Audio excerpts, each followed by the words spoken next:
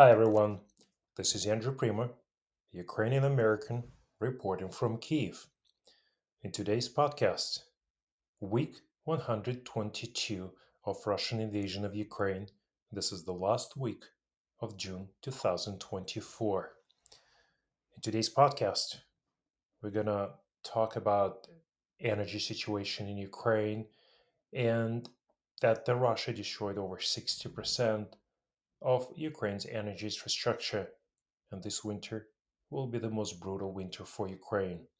We're also going to speak about the countries who are actually benefiting from the war in Ukraine while Ukraine is suffering.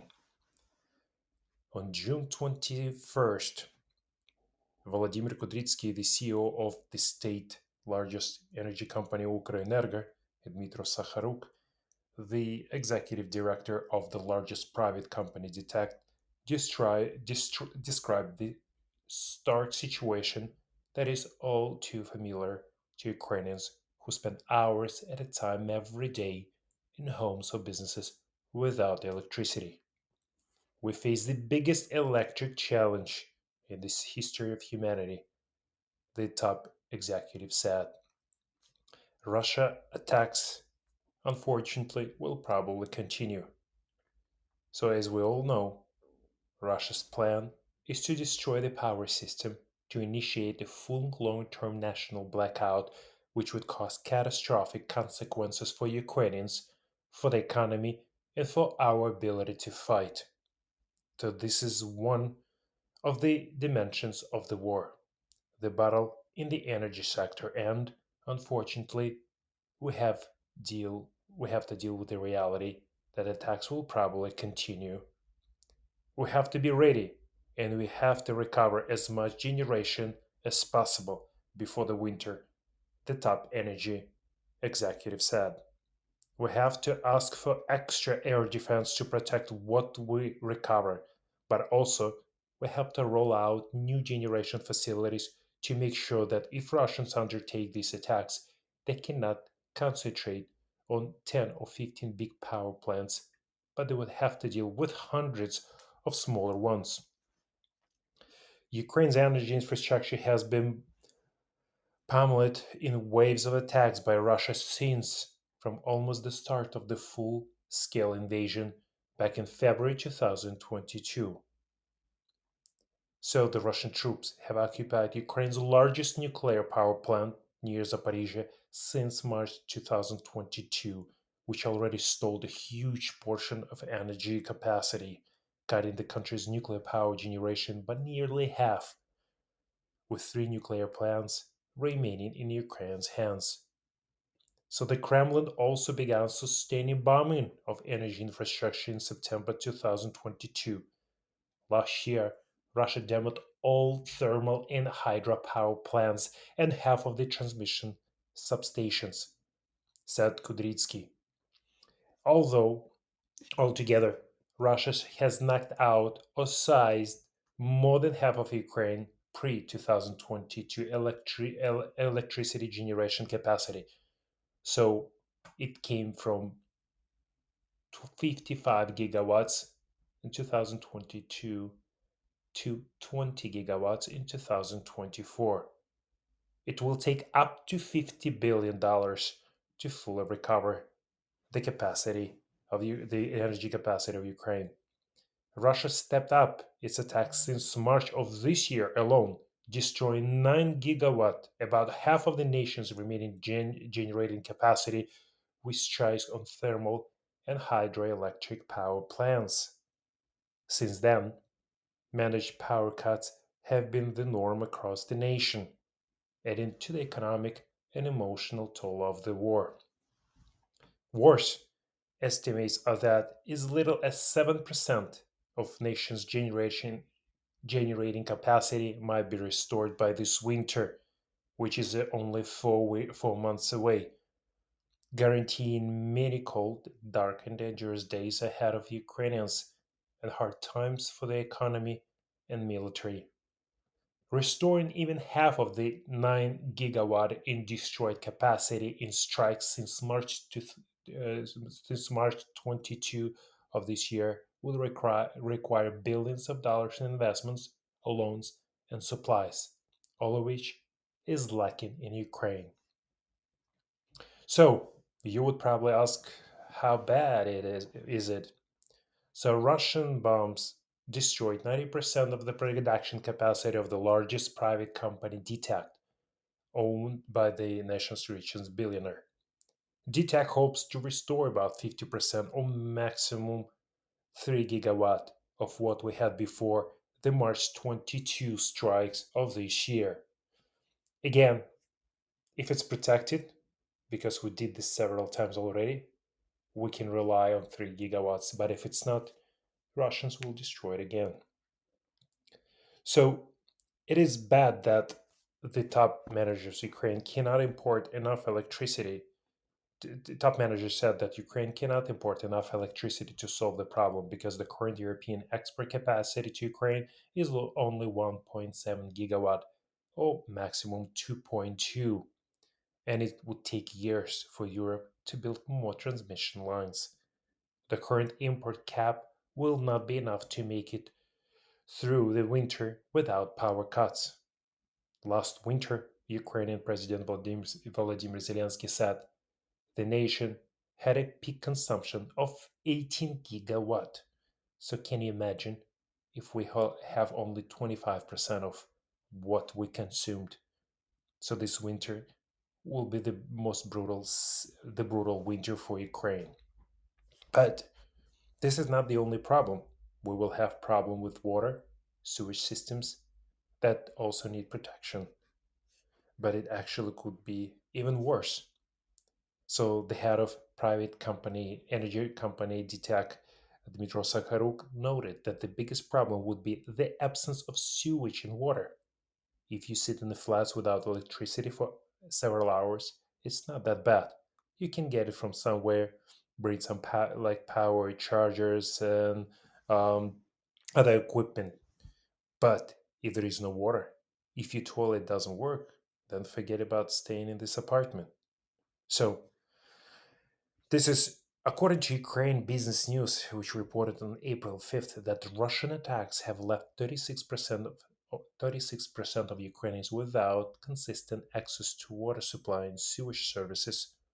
That was said by the top government officials. While restoring is ongoing, 11 billion in damage has been caused by the ongoing Russian strikes. Throughout 2024, an estimated 8 million, nearly a quarter of the remaining Ukrainians, will have limited access to centralized water supply and sanitation in 2024. And this, on the top, electricity shortages can be a truly disaster. So, what Ukrainian government is actually offering as a short-term solution? The only solution can be is stronger air defenses, so we can protect what we have left, and quick repairs of thermal and hydro plants. Repairing the damaged infrastructure will be a waste of time and money unless Ukraine gets stronger air defense from the Western partners to prevent future strike of the electrical, water, and sewage system. That's why President Zelensky have been asking the Western allies to provide as many Patriot systems as possible to defend what we, as Ukrainians, have left. So even if we start recovering, we start repairing, there is no means right now to protect the recovered units. The type of DTEC energy company, Dmitro Sakharuk said. We had two attacks in March, two in April, one in May, and two in June. Basically, all our five plants were attacked 4 or 5 times already. Ukraine is believed to have at least four of the US made Patriot systems, considered the premier air defense weapon, which more on and more of them on the way. President Zelensky estimated that 27 Patriot systems would be needed to protect the entire country, or at least seven to cover the major cities. So currently, Ukrainian government negotiating for additional Patriot systems, which cost 1 billion apiece from several countries, including eight from Israel alone. But unless Ukraine's energy infrastructure is safe from future attacks, all predictions are futile, and all repairs might be a waste of money. If somebody can tell me what these Russian attacks will be, what units will be damaged, and to what extent, I will be able to tell you more or less exactly how many hours you will have. You will have how many hours of electricity you will have on a daily basis, the top energy executive said. So, what about the long term solution? So, we need to remove obstacles to investments. Decentralized power systems are needed.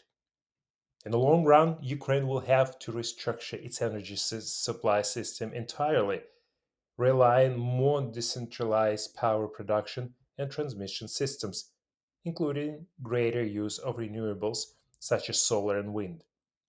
But to achieve this better in the future, Ukraine's investment climate will have to improve dramatically through improved rule of law, adequate risk insurance, and the lifting of currency restrictions so lenders can be reassured that their loans will be repaid. Generating 1 gigawatt of electricity will cost around $1 billion, which means at least 35 billion in fresh investments is needed if Ukraine plans to reach its pre-2022 generating capacity of 55 gigawatts.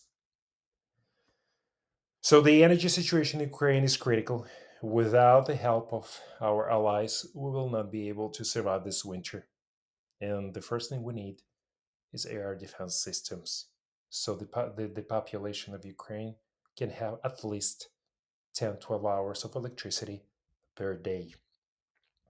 So the war is destroying Ukraine, but there are so many countries who benefit from this war. As a result of the Russian invasion of Ukraine, Europe is now accurately aware of the threat posed by Moscow and is building defenses and resilience against the Russian Federation, while Russia itself has been greatly weakened by Putin's disastrous decision to invade. Putin is in a weaker position to be able to threaten Europe in the future after unsuccessful 2.5 years of Ukrainian invasion, which killed at least 500,000 Russian soldiers. That's assuming the West remains determined to entire Ukraine victory, which is still possible, though not guaranteed, especially given the risk associated with possible second term of Donald Trump. And while we focus on the geopolitical risk of crises like the war in Ukraine, we tend to ignore the fact that some countries have actually benefited from it, although few want to admit or write about it for fear of being labeled as profits from war. So who is profiting from this war? Many countries of the global south were able to buy energy supplies and raw materials cheaply thanks to the sanctions imposed on Russia. For example, India, according to various estimates, received at least 40 billion discount on the purchase of crude oil. Exporters also got the opportunity to charge Russia the highest price for their services, especially for those goods that are subject to sanctions. In this case, China became a big beneficiary and at the expense of Russia. About 300 billion of capital went from Russia to the countries of Central Asia, South Caucasus, Turkey, the Persian Gulf, and others. This has generally improved the balance of payments of these countries, strengthened or stabilized their currencies, and allowed the central banks to pursue a more accommodative monetary policy than would have been the case without this inflow. Consequently, it enabled them to benefit from higher real GDP growth rates. Also, reiteration of Turkey's role in supporting Azerbaijan in its victory in Nagorno-Karabakh conflict, demonstrating its military technologies, in particular drones, which are also supplied to Ukraine, which caused a huge demand for these technologies from the Persian Gulf countries and may have been the reason for the recent package support of Turkey from from Saudi Arabia in the amount of 51 billion. Let's not forget that it is Ukrainians who make the biggest sacrifice, but it's the West, and in fact the global South, that reaps most of the benefits. We must do more to ensure an early end to the war, which comes down to providing Ukraine with the funding and tools to win the war as soon as possible. As to prospects to peace, I would suggest that at the end of the year, both parties be more inclined to negotiate for peace. It is difficult for Russia to imagine that its situation will improve significantly because it simply lacks of military and economic potential to size and hold much larger part of Ukrainian territory. And the longer the war drags on, the greater the human, military, and economic losses for Russia, and therefore the greater the risk for Putin of another Prigozhin style march on Moscow, the incident that took place on June 24 of the last year. For Ukraine, the prospects of a Trump presidency and then the risk of a sharp drop in US support should cause concern. They must calculate the human cost of returning Crimea and the Donbas region and all the invaded regions by Russia against fortified defenses and brainwashed residents. Land for peace will not be considered, but long term negotiations on future outcomes are possible. Such an outcome would at least reduce geopolitical risk in Europe. It's not our it's not out of the question, but probably not the current consensus.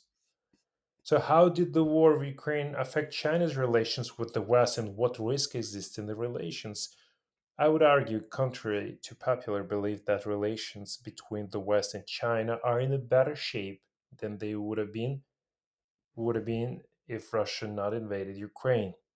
Remember how at the beginning of the Russian invasion there were fears that this was somehow coordinated with China and that Beijing would use the West's preoccupation with Ukraine to attack Taiwan, while at the same time fully supporting Russia's aggression against Ukraine. In fact, China did nothing to support Russia in its war against Ukraine. China didn't do what it could have done, namely, it didn't finance and arm Russia. Instead, it tried to strike a delicate balance between maintaining warm relations with Russia and further aggravating relations with the West. Proof of the lack of the significant military support for Russia from China is the fact that Moscow was forced to resort to obtaining weapons from Iran and the North Korea. It is important to understand that relations with the US now, not with Russia, are key for Beijing. The US could hurt China's economic development, for the example, by further pushing back against globalization through tariffs.